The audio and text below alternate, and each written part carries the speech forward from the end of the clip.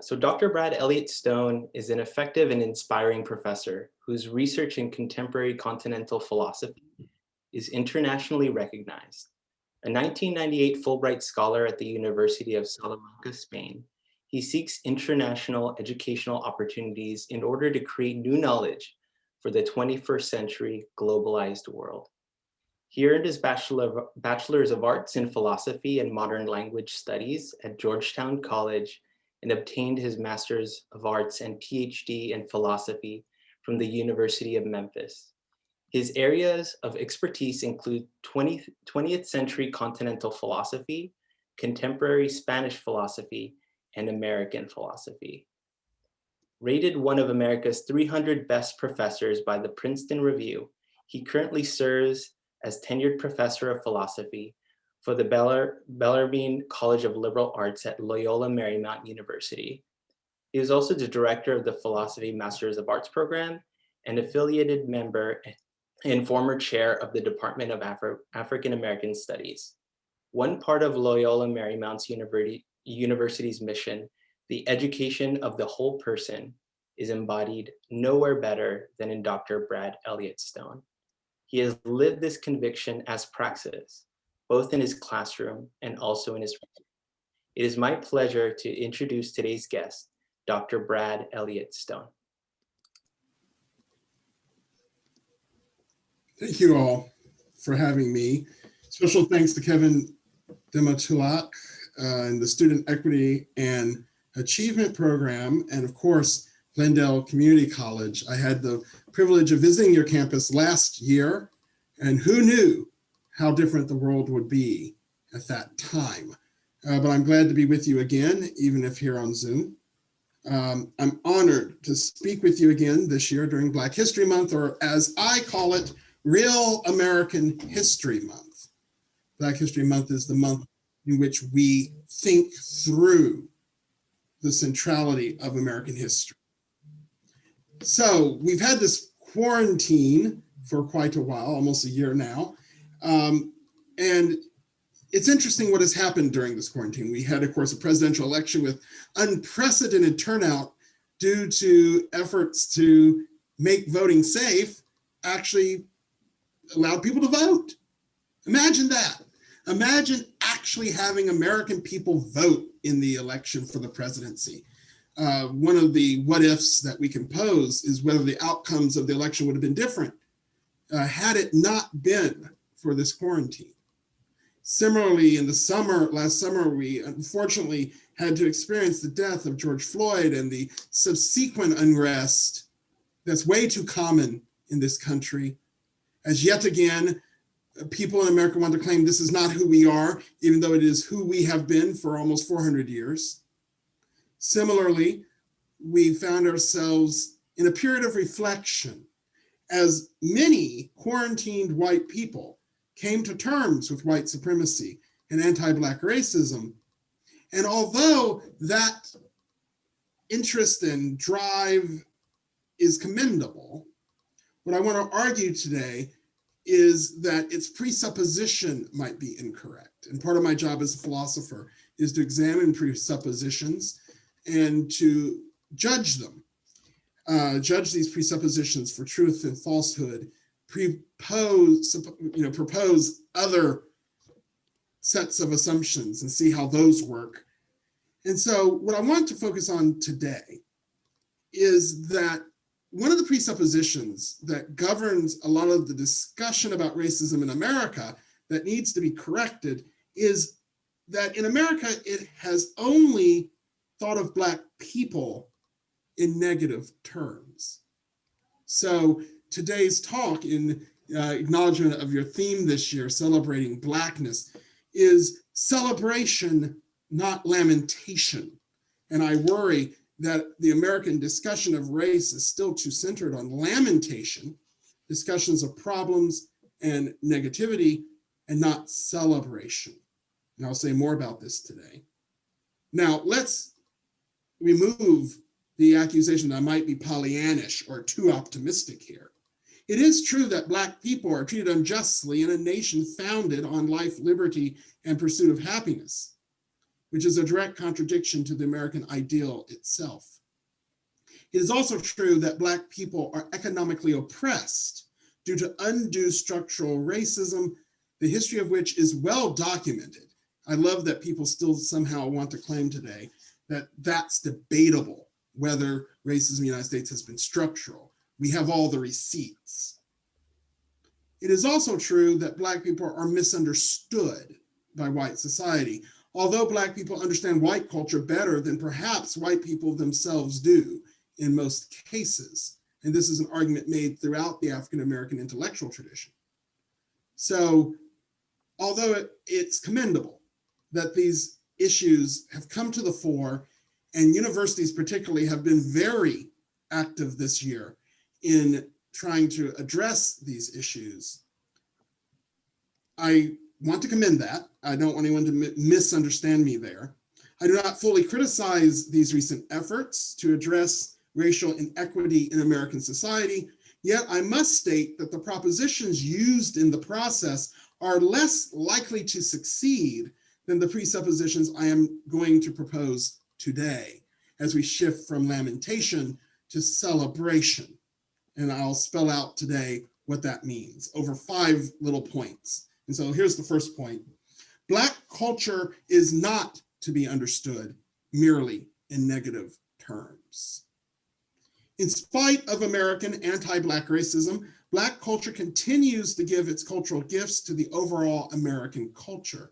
And that's not just in terms of music and other artistic achievements, although if you actually filtered all that out, you would have the biggest bulk of American culture. It's indisputable the role of African-American culture in American culture, and even beyond music and art. First of all, we have a spirituality that was born on these shores, a Black church tradition, for those who've been watching Henry Louis Gates Jr.'s series on PBS recently on the Black church. A Black theological tradition that actually does inform a nice part of American religion. Let me give you a quick example of this. We continue to use the word evangelical in our popular discourse as if only white people are evangelical. I would like to remind you, maybe the greatest evangelical thinker of the 20th century was Martin Luther King Jr. He is an evangelical. Why have we reserved this theological term for white Republicans particularly? I consider that insulting, not because we shouldn't chastise white Trump supporters who claim theological basis for their beliefs, even though no fundamentalism is theological. Fundamentalism is always political. I'm more offended because it tries to remove the Black evangelical tradition from the discussion of evangelicalism in the United States. 3, Black people have developed a notion of freedom through self-fashioning, we could say, or self-aesthetic. The Black aesthetic, the Black way of doing things is a direct creation. African-American culture is not African culture. It's rooted in African cultures, but it is fashioned in America in direct response to anti-Black racism, structural racism, white supremacy. So why do Black people act the way they do? Because Black people decided to be free is the answer. So everything you see that Black people do, you have to see as an expression of freedom in response to forces that try to hinder that freedom. And of course, 4th, and dare I say more importantly, the intellectual production of African Americans in American history. Black people did not simply lay around while America happened. Everything's been documented. Everything. I mean, when people actually start trying to read African American literature and Black thought, they begin to realize just how much of it there is that they never were told about. Even Black students never know about it. The sheer amount of intellectual production of African Americans in the United States. So in spite of this American anti-Black racism, you have a culture that continues still today to give its gifts to the overall American culture. So as you can see, Black history for me is more than simply saying, oh, didn't you know so-and-so invented, object X. It's that most American inventions are invented by African Americans. That's the part we got to focus more on. Next, Black people have people, places, things, and ideas that serve as sources of pride. And so I want to say something about Black pride today, because I think we misunderstand this notion of pride. Pride here does not mean self-esteem, but actual paradigms of the greatest actualization of American ideals. So when we say Black pride, we don't mean I as a Black person feel good about myself. What I mean is that there is much to be proud of when I look at Black people, when I look at the history of Black people, when I look at the productions of Black people. I feel a sense of pride. It has nothing to do with me, although pride is connected to you being connected to the thing you feel positively about. So the pride isn't my own self-esteem. The pride is when I look at the actual historical productions of African-American people, I approve of it, and I realize, hey, I'm part of that tradition. So when Black people say, for example, Black is beautiful, it is no longer a statement of self-love, but a declaration of an axiom, if you will, of American aesthetics. Black people have been at the forefront of all American aesthetic ideals. In every movement of fashion, every movement of art, every movement of music, you have this Black interjection. It's undeniable. I say I'm proud of it and that Black is beautiful, not because I need to feel beautiful. I don't care whether I'm beautiful or not. But I can listen to Duke Ellington. I can listen to Tupac, and I realize the beauty in it, the aesthetic value.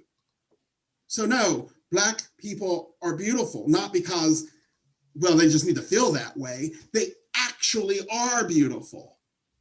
So Black is beautiful is not some slogan of self-esteem. It's a statement of fact. So dare I say that Black people already know that Black people are great people. The challenge is to get others to acknowledge it and to be grateful for it and to grow on the basis of it. I can already hear someone, already saying this sounds too militant. I don't mean it in militancy, I mean it in fact.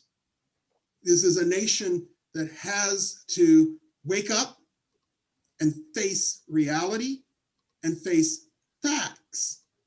Now, Black people are beautiful. Doesn't mean everyone else is ugly. It doesn't mean any of those things. But we have a particular hard time in America saying that Black is beautiful and knowing that as a fact and not as a coping mechanism. So when the Black aesthetics movement in the early 1970s, late 1960s, says Black is beautiful, they are stating a fact. They're not making a recommendation. So pride here doesn't mean self-esteem. I don't care whether you like yourself or not. I do care. You know what I mean. 2, pride here does not mean contentment. Black pride does not mean being content with being Black. Rather, here pride is an actual insistence that these paradigms of Black culture can and should serve as national paradigms, joining with other overall American paradigmatic elements. So America has a bevy of riches, we'd almost say a embarrassment of riches when it comes to cultures. What does it mean to actually let those cultures become national paradigms? One of the reasons it's hard to do this is when you look at the history of whiteness, and yes, whiteness has a history, being white is not identical to being of European descent. Whiteness is created in America as white people gave up cultures in order to enter a particular political relationship. So everybody actually brings culture to the table. Whiteness blinded other people of the membership of whiteness from actually bringing culture forward. So as Ashley Jardina in a wonderful book a couple of years ago called White Identity Politics points out, it's very hard for white people to say, here's the things, people, places, ideas, etc., that I'm proud of. Because at the end of the day, there's no way you can be proud of being white. One could be proud of being British. One could be proud of being French or German or Eastern European.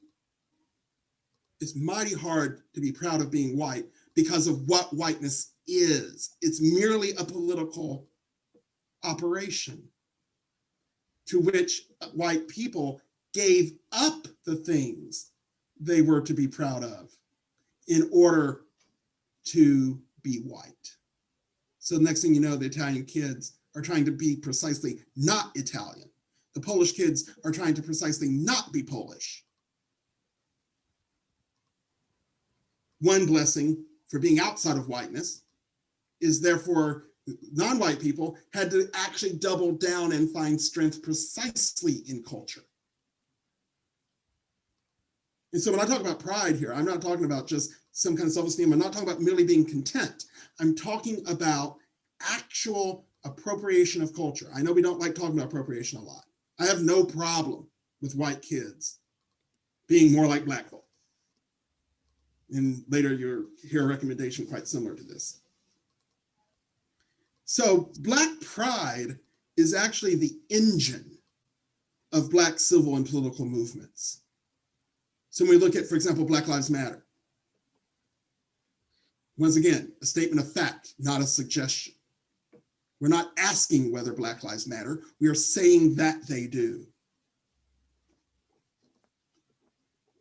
But it's not contentment because that hasn't been fulfilled yet, not all the way. So this question that somehow keeps coming up when we talk about Black people in America, when will Black people be satisfied? When will they be content? What a presupposition. That presupposes that there's a ceiling to Black excellence, that there's a stopping point for what Black people are trying to do. Quite to the contrary. This presupposition fails to recognize that Black people always want more than the present. And for those of us who work in Black cultural arts, you know this phrase, Afrofuturism. Black people are already imagining themselves in outer space. Already thinking of Black folk in distant galaxies. So no, you can't be content. You can't be satisfied because Black people are never satisfied. The idea that you could reach a point of satisfaction is not itself a Black ideal. We're always wanting to be more, bigger, greater, right? So Black excellence is never going to be satisfied. And the good news about that is no one else, no other group has to pay anything for that. And no other group has to give up anything. We keep talking in America as if white people need to give up something, as if white people have something to give up. And I don't mean that in a negative sense. I mean, what are we asking white people to give up? Absolutely nothing. Discussions of what white people have to give up for the sake of Black people are actually efforts to encourage whites to fight against this Black pride. Because it makes people then think, I'm losing something. No, Black people are not trying to get white people to lose anything. We're trying to finally, as a nation, win. And that'll be all of us. Black people aren't trying to build their own country. If they were going to do that, they would have already done that. Black people aren't trying to conquer the world. If Black people in America had wanted to conquer the United States, they would have already tried to do that. That's not what Black people did. Black people wanted America. Black people wanted to live in the same neighborhoods with white people. Black people wanted to go to the same church as white people. It wasn't the Black people who segregated the church as people. It wasn't Black people who segregated the schools. We got to be honest about that. So who was concerned about Black people in the future? Not Black people. Black people already know they're in the future. If you don't believe me, just get a good record of Sun Ra reciting poetry. So Black pride can't be self-esteem, and it can't be contentment. Third, pride can't mean exceptionalism, but rather a thorough integration of African-American gifts into the American fabric. This American exceptionalism notion that we find in American discourse is highly problematic. So when I say Black pride, you must not hear that I'm saying that Black people are God chosen or the best people on the planet or any of those things. We got to get rid of that kind of language. That's white supremacist language. To believe that God actually picks one group of people over all other people. Black theology responded by reminding everyone that we're all God's children. So there is no exceptionalism, only, dare I say, a commitment to excellence. When we, in the 60s, had the desegregation movement, and we desegregated America as much as possible under law, that did not automatically bring about integration. So, Glendale Community College, you have a diverse student body, but is it integrated? Has it changed what is being taught? Does it change what counts for good speech or a well-written paper or a work of art? Or else you just allowed Black people to learn more about white people, which is already kind of weird because Black people already actually know a lot about white people. Will the presence of non-white people actually change how things are judged? That's integration. As James Baldwin Winfrey says, everyone keeps thinking, how do we bring Black people up to our standards? And what you haven't realized is that we are trying to raise you to ours. Because we all have standards. Not everything Black people make is good art. There's a standard of Black art. There's a standard for Black music. There's a standard for Black theology, Black philosophy, Black literature. We can teach you how to enjoy good music by coming to our standard. But far too many schools think of African American studies and other ethnic studies programs merely as options for those students. Oh, if you're Black, here's your African American studies. If you're Latino, here's your Latino studies. Not once letting the results of those disciplines change the way they understand even themselves as a university.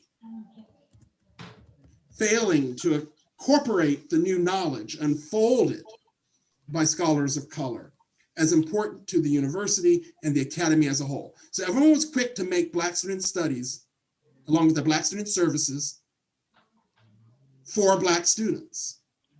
But African American studies isn't for the sake of Black people. Black people already know African American history. Black people already know Black cultural arts. These disciplines are to help other people learn something about African American people. So I always applaud universities that say, everyone take African American studies, everyone take Latino studies, because you got to understand the people who live in your country.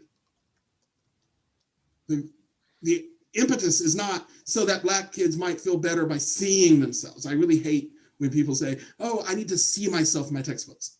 Well, sure. The truth is you're already there. No one ever assigns them. We can change that. There is no reason at all that any student of color doesn't see themselves in the story of America, because they were there in the story of America. I don't need to invent new things to put Black people into. They've always been there. Black people have been there from day one. Black people don't have that same kind of immigrant story. From day one, Black people are in America. So we don't get to tell a story of America that doesn't include these Black people because they were there. This pride actually challenges the American concept of exceptionalism, since it actually acknowledges that white America did not achieve its greatness simply on the ingenuity of white people, but I'm going to focus on Black folk because that's who I know. Rather, the greatness was achieved by Black labor, Black genius, and Black culture. And that doesn't take away from anybody. You remove all Black people from the history of the United States, you don't get the United States you have. But there's still that weird feeling that were there no Black people, everything would be the same except no Black people in it. That's not the way history works. In fact, that's not the way anything works. You can't remove integral parts of things and keep the same thing. It'd be like taking the engine out of your car. We've got to be honest about this story that entails all of us because we were there. So when I talk about Black pride, I'm not talking about feelings. I'm not talking about being satisfied with being Black. It's the acknowledgement that given what is in history, there is much to be proud of. I have a lot to celebrate this month. In fact, I celebrate it every month. So, having said all that, what would it mean to see Black people as a solution instead of a problem? The problem is everyone keeps saying, what are we gonna do with this problem? We have these Black students at Glendale Community College. We gotta solve this problem. No, the Black students at Glendale Community College or Loyola Marymount University or any higher education institution is that the Black students actually are the solution, not the problem. Our bigger problem is we don't know what problem that solves. But the presence of Black people is actually the solution, not the problem. Here's a blunt statement. And when I do this with groups, kind of harder on Zoom, but we're going to do it anyway. This is what in psychology is called an experiential. I want everyone to close their eyes. And I'm going to say a sentence 7 times because psychologists claim that you have to have heard something 7 times for it to kind of enter the contours of the brain. And so I'm going to say a sentence, a very simple sentence, 6 words long, 7 times. And I want you to hear it.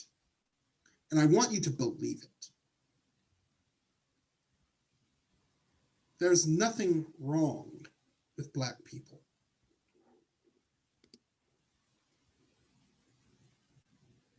There's nothing wrong with Black people. There's nothing wrong with Black people. There's nothing wrong with Black people. There's nothing wrong with Black people. There's nothing wrong with Black people. There's nothing wrong with Black people. You can open your eyes. I've never encountered more resistance to any sentence I've ever philosophically said in my entire career than that sentence. And in the Q&A, I'm sure someone's going to say, but surely, Brad, something's wrong with Black people. And I'm going to ask, what is it? And every answer you give me will have nothing to do with them being Black, but everything to do with American history. As I always tell my students, there's oddly nothing wrong with Black people in this country, But don't get me wrong. There is something wrong with this nation that Black people are in. That's an important reversal. It's not the Black people that's wrong in this nation.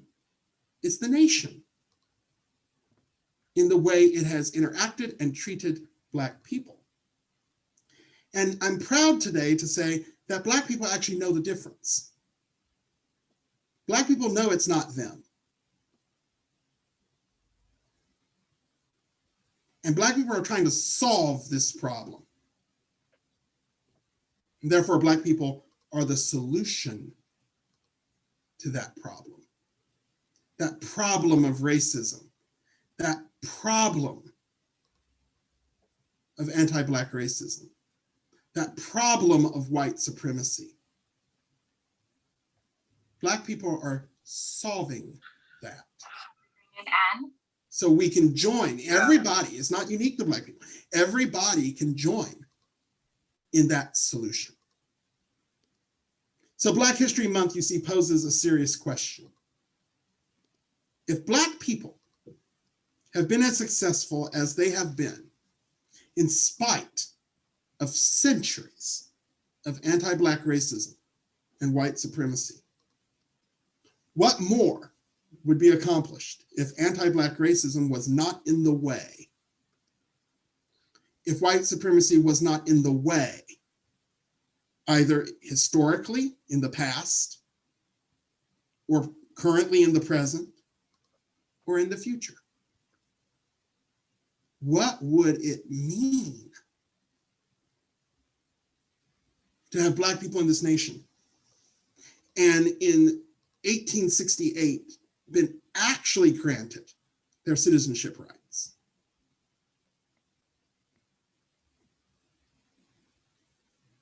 What would it mean to be in America in 1968 if Black people then could actually live out the spirit of the Civil Rights Act? Here's the hilarious story. Remember how I said you can't remove partial history and get the same answer? I have no choice but to believe that Black people would be better, not worse, had America granted the actual citizenship rights to Black people at emancipation. I have no reason to doubt that, and you don't either. So I always ask myself, see, the experiment of white supremacy actually fails. Anti-Black racism fails. Black people are still here, and they're going to continue to be here. So I have bad news for people who wish Black people would go away, and they'd never have to interact with Black people in the future. I have very bad news. You can deduce that news. It's bad news for the white supremacist. It's over. I posted on Facebook after the swearing in of Joe Biden. Not that Joe Biden's going to save us folks, but Trump was the last gasp of a white supremacy. The last effort, the last real possibility to return to a stronger white supremacy, a white nationalism. It's over. It's over. And I had tons of people claim, how dare you claim it's over? And I had to laugh. Oh, even Black people, how dare you say it's over? Oh, do you want it to keep going on? It's over. Because the things that led to the increased votes isn't stopping. And now everyone knows that they're going to have to come out and vote every election so that we don't go backwards. It's over. You don't have enough people. All you can try is to continue to do voter suppression stuff, but we've even figured out a way, even in a state like Georgia, how to get past that. It's over. Let me conclude with a bold thought experiment. In philosophy, we do these little ponderings that allow us to imagine scenarios that are not actual, but we can then do some philosophical thinking inside of them. I simply call this experiment doing things the Black way. What would it mean if we did things the Black way for, let's say, 10 years as an entire nation? You know what? We're not going to keep trying to do the already disastrous failure called white supremacy, white nationalism, anti-Black racism. Those are actually failures. It's not stopping Black people. Let's not do that for 10 years. Let's live the America that Black people wish America was for 10 years. Now, I simply ask, do you anticipate that then being a better situation or a worse one? I know what my answer is. And dare I say, we'll never know the answer, in fact, until we try it out. Let me tell you what Black people want most of all. Sounds presumptuous, doesn't it? Oh, here's what Black people want. What Black people want is to be left alone. And left alone to do the work that will make our nation truly great. Because Black people know that America can be more. And they have thought for centuries how to do it. We don't even need some new set of studies. Already been thought through. Let's try it, shall we? And what we seek to shatter is the notion that unless white people invent it, unless white people grant it, unless white people like it, it's a failure. We don't have to have anyone like it. It just needs to be successful. I'm betting today that Black culture is not a failure. In fact, it is a success. We know it is a success. Black culture is a success against incredible odds. So once you get rid of incredible odds, it can't be worse, could it? Therefore, celebrate, not lament Black culture. African American culture is to be celebrated not just in February, but at all times. Like all cultures are to be celebrated. Scandalous sentence. White Americans should be thankful for African American culture. Scandalous, absolutely scandalous, isn't it? The response to Black pride should be national gratitude. Now, this becomes interesting when I start thinking about questions of reparations. So instead of thinking of reparations as some kind of penalty for previous injustices, this is how white people talk about reparations, right? Oh, why should I pay this penalty for past injustice? I didn't do it. I didn't own the slaves. I didn't vote a Jim Crow system. I didn't fight against the civil rights movement. Oh, but see, your presuppositions are wrong. Reparations isn't about penalty.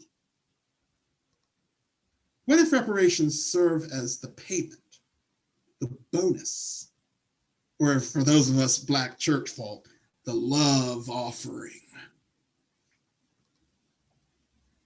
Love offering in celebration of how Black people made America the nation it has become. So this isn't a penalty for past abuse. No. This is a gift of gratitude because Black people have given so much. What would it mean for a United States of America to say, thank you, Black slaves, your work actually made the United States the most prosperous nation by the end of the 19th century. We had 83% of the American wealth of the 19th century coming from slavery. Even in the North, things connected to slavery in the South contributed 83% of the national wealth of the United States.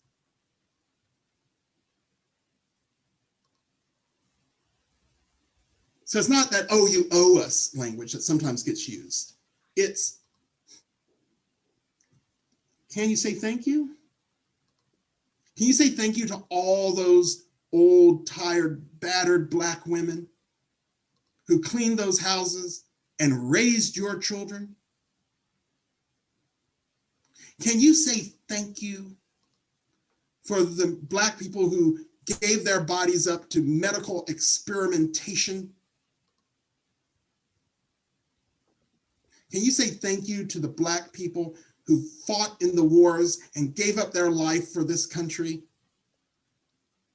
knowing that when they returned home, they would be treated worse than they would have been treated in the place they were fighting?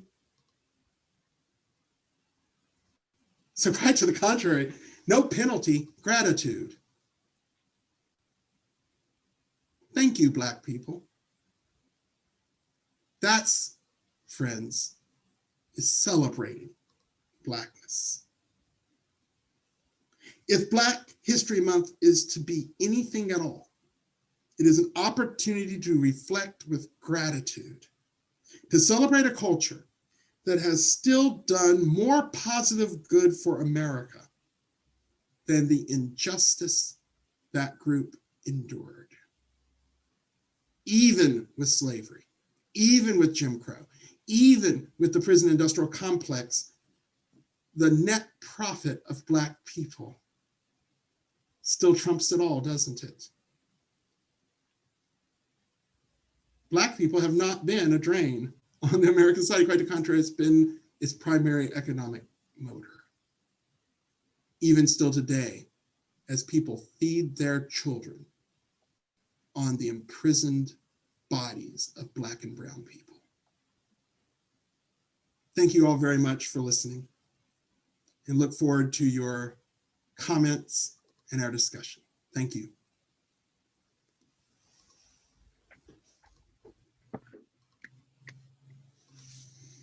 So at this moment in time, we're going to go ahead and transition into the Q&A portion of today's event. David, did you get any questions directed to you? I did not. Okay. I didn't either, but we can go ahead and take some questions in the chat, or if you'd like to unmute yourself, you can go ahead and do so. I think we have Kendrick. Kendrick, yeah. Go ahead. Kendrick. Hi, just a, I guess a statement more than a question. I really like that exercise when you had us close our eyes and say nothing's wrong with Black people. Mm-hmm. And it just got me thinking when you told me, told the room that, hey, some people actually did have a problem with it after that exercise. And I'm just kind of wondering, do you think it's because it's an unlearned behavior that we cannot, it's hard to train? Like, you're 44 years old and you've been through that system. Well, racism is learned. Isn't racism and discrimination, you learn it, it's taught. You're not born racist. Of course. I'm just saying, is it impossible to unlearn because it's just so many people are just set in their ways? To address both questions.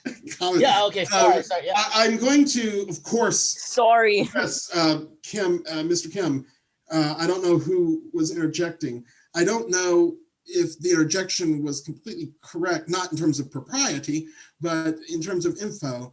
When I think that people resist the challenge to imagine that there's nothing wrong with Black people, it's actually not that we have incomplete bias, these implicit biases.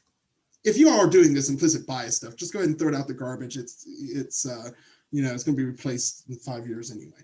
But it's one more way to try to help white people think through white supremacy. No, just listen to Black people. Black people tell you exactly what's wrong and what to do about it.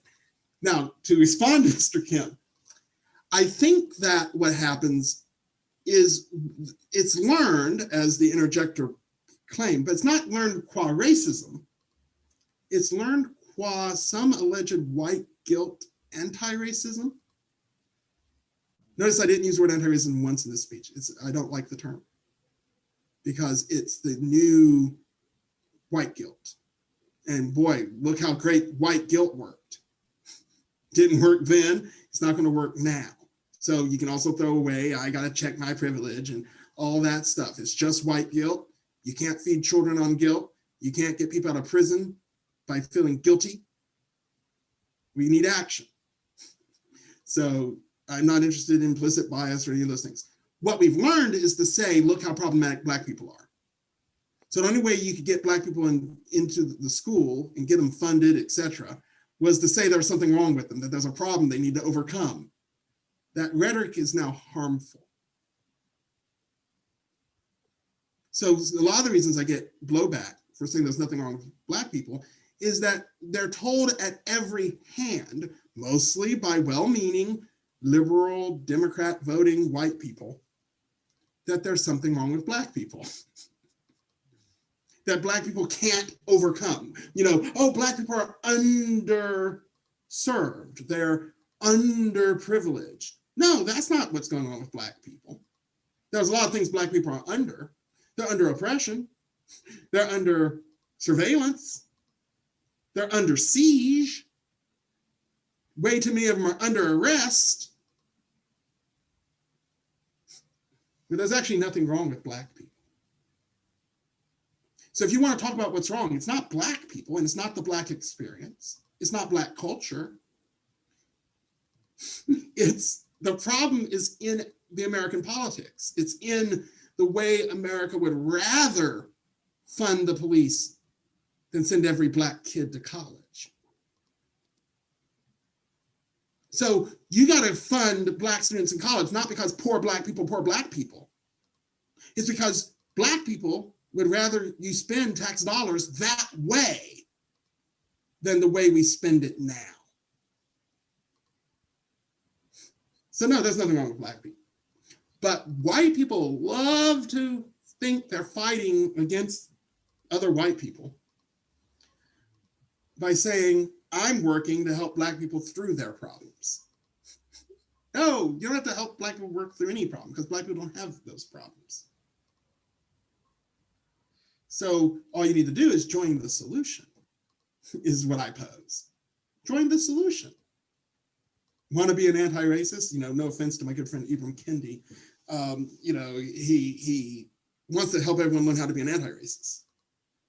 Why don't you just tell them to do what Black people have told them to do? That's a cheaper book to write. You don't have to pay $24.95 for it.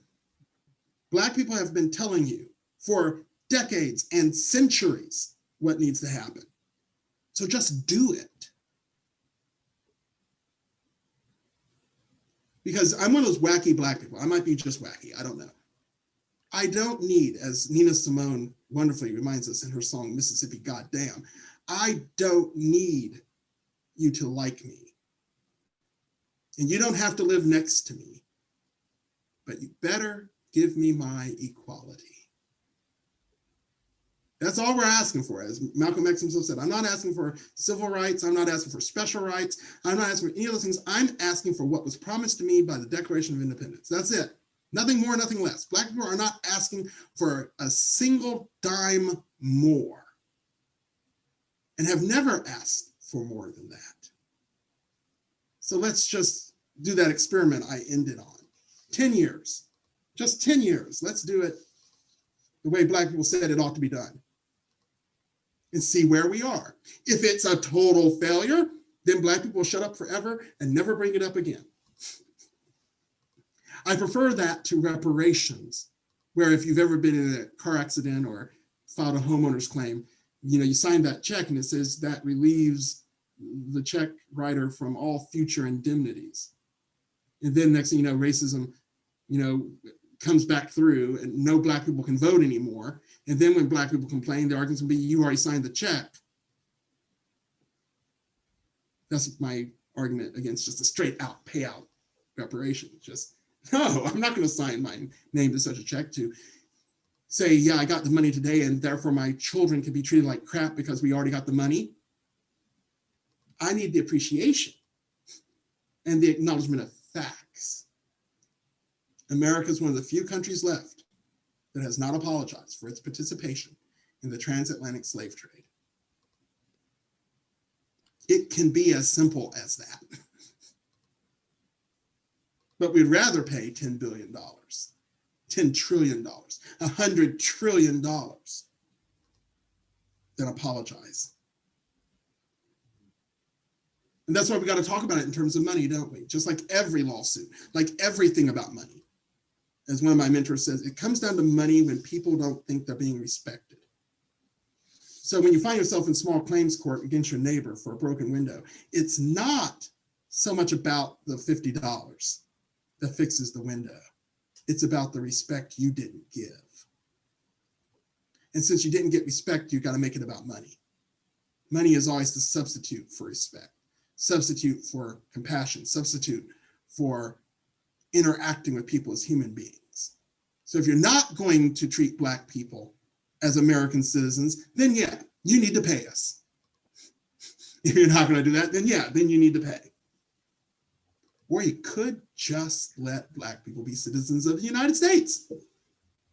So much cheaper. We could let Black people live in peace in their neighborhoods and do their communities their way.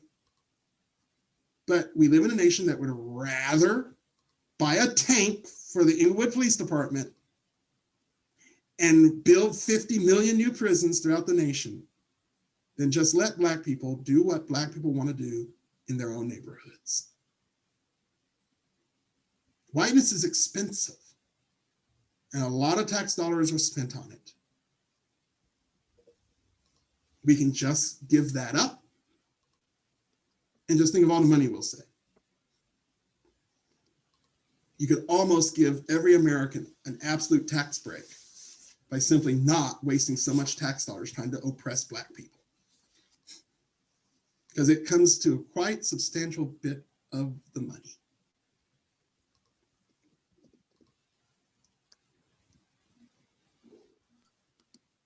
Thank you, Dr. Stone. Do we have any other questions, David? Yeah, Lauren Jasmine had a question. Hey, Lauren, you can go ahead and unmute yourself. I don't really have a question. I just wanted to say thank you, for speaking up for us, because myself, I don't feel comfortable and I don't feel like I can say anything. I feel silenced. It's like it's a real touchy subject and people feel some type of way. They always want to, with the Black Lives Matter thing, it's always all lives matter. It's never just really accepted. So thank you. Yeah, I mean, all lives matter could be true, but it doesn't respond to the statement of fact. The response to Black Lives Matter is, I hear you. The response to Black Lives Matter is, yes, but we're mighty bad at living it out. There's so many other responses we could give. Because Black Lives Matter is just a declarative sentence. It's a statement of fact. Oh, like I got to correct that answer somehow. No, that sentence is true. And we didn't ask you anyway.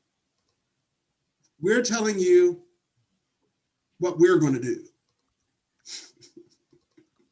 Sometimes when I'm doing stuff with Black leaders on my campus, Black student leaders, I have to remind them that they're not asking the president for permission for anything. You're going to the president to tell him what you are going to do so that he's not surprised. But you're going to tell him what you're going to do.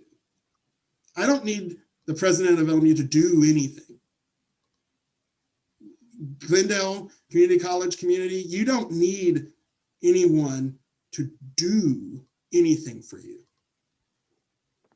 You need to start telling Glendale Community College what you are going to do.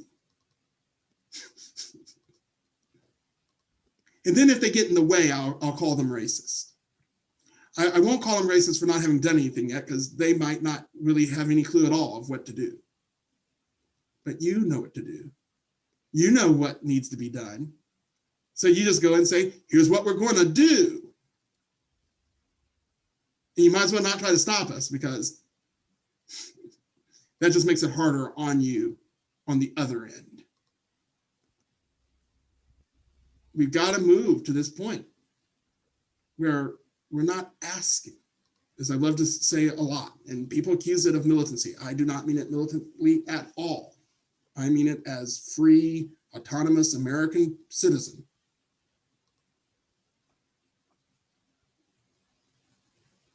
We're not asking, we're doing. We're not asking, we're taking. As Jill Scott realizes in that song, Golden, I'm taking my freedom.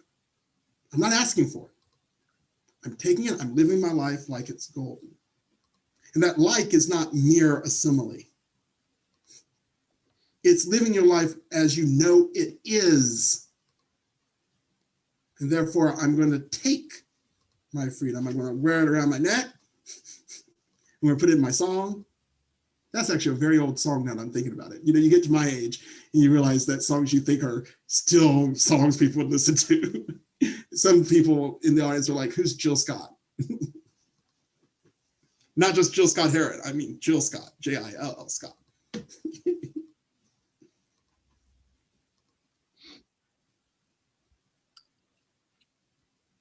Any other questions? Any other questions we have for Dr. Stone? Reactions, comments? Yeah, I got a statement that just came in. It says, Dr. Stone, thank you. Dealing with white guilt and white supremacy is taxing. Do you have any advice on how to deal with white people who constantly redirect? For example, when Black and brown people were protesting along with allies, I constantly heard comments about Black people looting or breaking into places. It seems like they were more concerned about things and possessions than Black people. Mm-hmm. Because they were. You know, I always say when you listen to people, listen to them. And people tell you, you know, one of my favorite exercises to do as a public intellectual is I love interviewing white supremacists. Just let them keep talking, you know, just let them keep talking, you know. They'll tell you everything you need to know. When a Klansman tells you what white people think, believe them, right? Just believe them, you know. And so I don't sit around when I'm interviewing Klansmen and say, you're mistaken about what you think you believe. No, that's what you believe. And now I know. Thank you. That gives me information. Now, what's interesting is there's that built-in presupposition, as I said in my speech, that somehow if white people aren't involved in it, it can't be successful. And so there's a nervousness with white allies because they wonder, will they be in the winners on the other end? So whiteness is taxing in this regard. You have whites who worry about losing if Black people are successful. And you have white people who worry that if Black people are successful, will they be part of the winners? So you have white people who are worried about being losers and being winners. Black people aren't interested in losing or winning. We're interested in freedom. We're interested in the rights that are given to us as citizens. So when we get over that winning and losing story that white people have against each other, and this is common in American history. This is your North versus South in the Civil War. This is the abolitionists, of course, versus anti-abolitionists. This is the segregationist versus desegregationists. This is since 1972, the Democrats versus the Republicans. White people fussing with other white people. And what are Black people doing? We just have to kind of stand there and stare at them, fuss with each other. Well, I'm done with that. So we're just going to do stuff now. And the white people who like it, fine. The white people who don't like it, they're going to have to get over it. As my mother would say, people in hell want ice water. Whenever I said I didn't want some. or, sometimes we're not going to get what we want. And so if you are an ally as a white person, my recommendation is join the solution. Don't think you're the solution by being the ally. Because that's the other story, right? I'm the white person who worked with the Black people. Don't worry, Black people are kind to the people who work with them, right? But just ask any white person who goes to a predominantly Black church. They've never had the kind of skirmish that any Black person has ever had at a white church.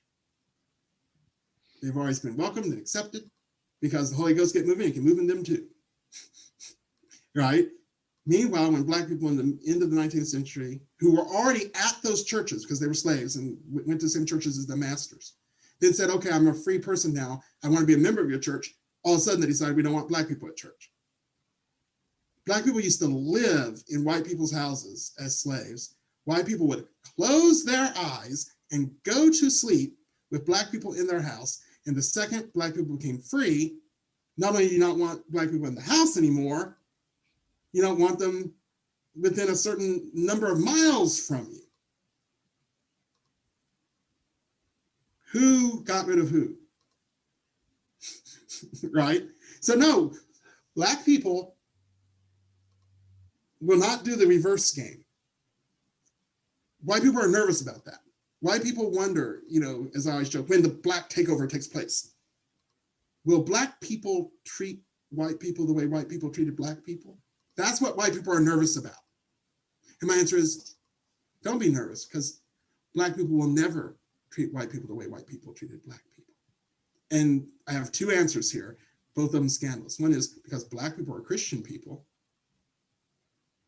And as James Baldwin says, the old slaves knew their masters were not Christian because no Christian would have treated them that way. Second answer I give you is, I try to imagine the very worst thing that Black people would do to white people after the takeover. And here's, if you don't mind, another little thought experiment.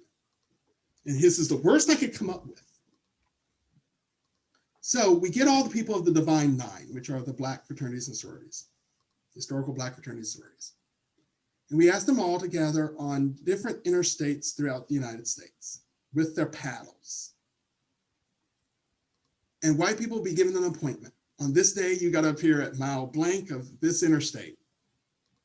And all the white people got to get in a line. Every white person, let's say 15 and older. You get there, the Divine Nine take their paddle and give you, as a white person, an old-fashioned Black whooping. Not a whipping, not a beating, a whooping.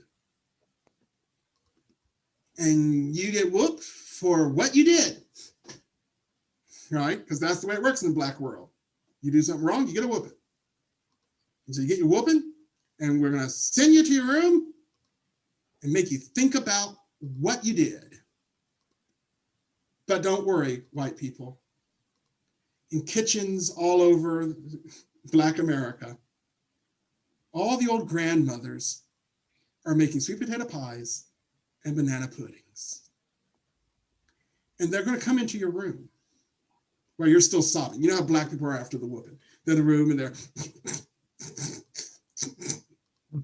trying to hold it together because you're getting another whooping if you don't hold it together. Black people whip you and then make you not cry about it, right? Because they also can give you a whipping to give you something to cry about.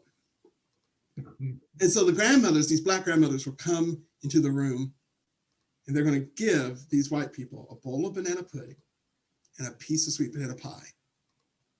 And these Black grandmamas are going to say to these white people, I know you got a whooping, honey, but I promise you, it hurt them more than it hurt you.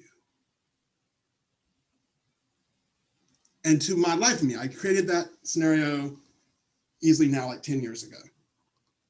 And I've been challenged by a lot of people to come up with a worse story that would still vindicate Black people. And I can't come up with one.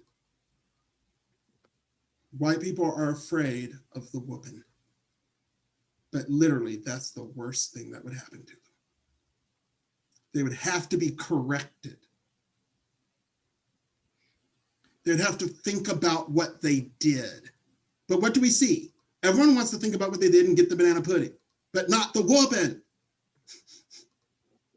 You have to have the moment of reckoning. So you can't go straight to kumbaya. There is a wrong in play. That's got to be corrected, then mended.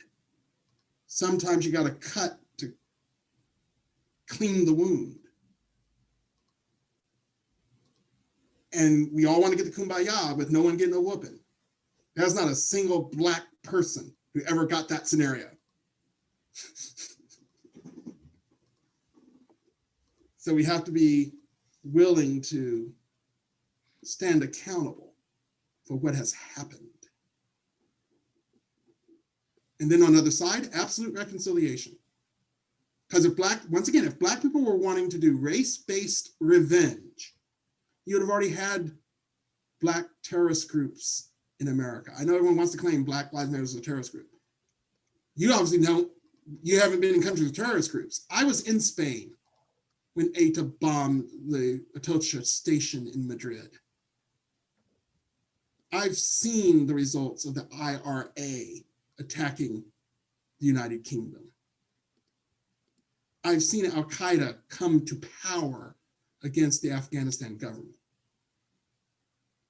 And all Black people want to do is go vote. This is not terrorism. And there won't be any, because Black people have always been willing to live with white people, go to schools white people go to, buy the same products white people buy. We demonstrate that by our already in place actions.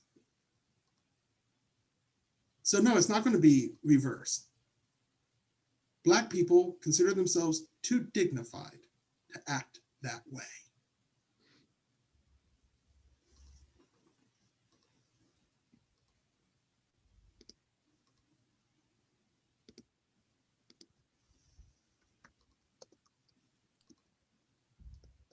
Any other last thoughts, questions? I think just maybe one or two more before we begin to wrap things up. There's in the chat, Hazmig mentioned about going to the National Museum of African American History, encouraging people to visit that in all the different levels and seeing it with your own eyes.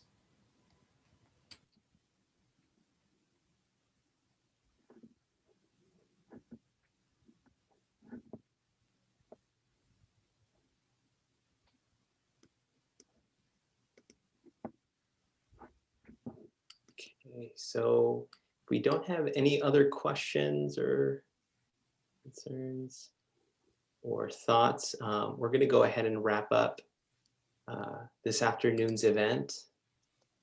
In closing, I just want to say thank you, Dr. Brad Elliot Stone, for sharing this space with us and enlightening our GCC community. Thank you. I'd also like to take the time to thank all those that have attended events for Black History Month at GCC. We've had 9 events over the course of this month and a half with over 571 total attendees. So I also want to publicly recognize the hard work and efforts of the Multicultural and Community Engagement Center, Cultural Diversity, the Student Equity Department, the Black Scholars Learning Community, the Black Student Union, the GCC Library, Career Services, the Student Activities Office, GCC's Professional Development Committee, and the GCC Foundation.